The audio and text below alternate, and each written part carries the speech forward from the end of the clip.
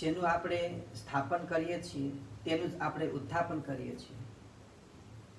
જો આ સૃષ્ટિ પર ભગવાનનું વિસર્જન થઈ જાય, આપણું તેમજ આ પૃથ્વીનું પણ વિનાશ થઈ જાય. માટે ભગવાનનું વિસર્જન કરવું કે ના કરવું એ આપણે જોવાનું છે. જે ભગવાનની આપણે 10-10 દિવસ સુધી પૂજા પાઠ અર્ચના આસ્થા શ્રદ્ધા વિશ્વાસપૂર્વક આપણે જે એમની સેવા કરી હોય, આપણે જે એની અર્ચના કરી હોય, એ જ ભગવાનને આપણે બધા 10 દિવસ પછી નદી કિનારામાં અથવા તો સમુદ્રમાં જેમ તેમ ફેંકી આવીએ છીએ, જેમ તેમ પધરાવી દઈએ છીએ. ઘણીવાર જે ભગવાનની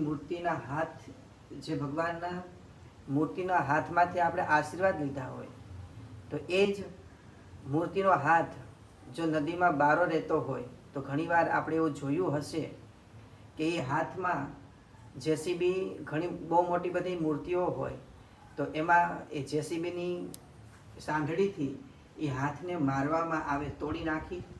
અને એ જ ભગવાનનો હાથ જે આપણને આશીર્વાદ આપતો હતો, એ જ ભગવાનનો હાથ જેસીબીથી તોડી ફોડી અને જબરદસ્તી નદીમાં અથવા તળાવમાં ડૂબાડવાની કોશિશ કરીએ છીએ.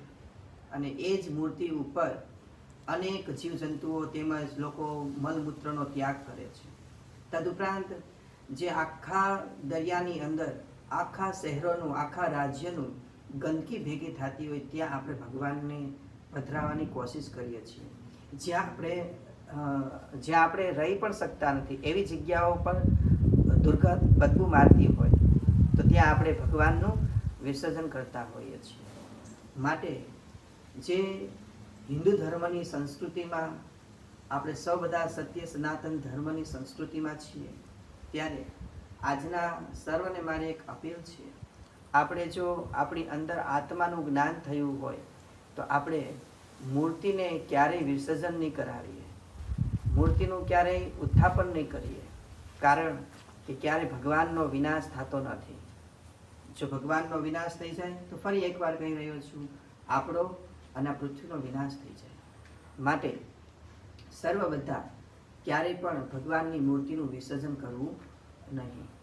તદુપરાંત આ પૃથ્વી ઉપર જે આપણા ઘણા બધા એવા આધ્યાત્મિક સાધનાઓ છે, ઘણી બધી આધ્યાત્મિક જ્ઞાનો છે, ઘણા બધા આધ્યાત્મિક જે સાધુ સંત મહાપુરુષો છે, તો એમના પાસે જ્ઞાન બોધ લઈ આપણા નિજ ઘટમાં જ ભગવાન છે એનો જ્ઞાન બોધ લઈએ. માટે હવે બધા જ બાલ મંદિરમાંથી બહાર નીકળીએ અને પ્યોર આધ્યાત્મિક ભક્તિ તરફ, આધ્યાત્મિક સાધના તરફ, આધ્યાત્મિક ઉપાસના તરફ સર્વ બધા આગળ વધો અને પોતાના સ્વ સ્વરૂપની અંદર અટલ સ્થિર રહો. તેવા આજના દિવસે સર્વને મારી શુભકામના છે. જય ગણેશ, જય ગુરુદેવ.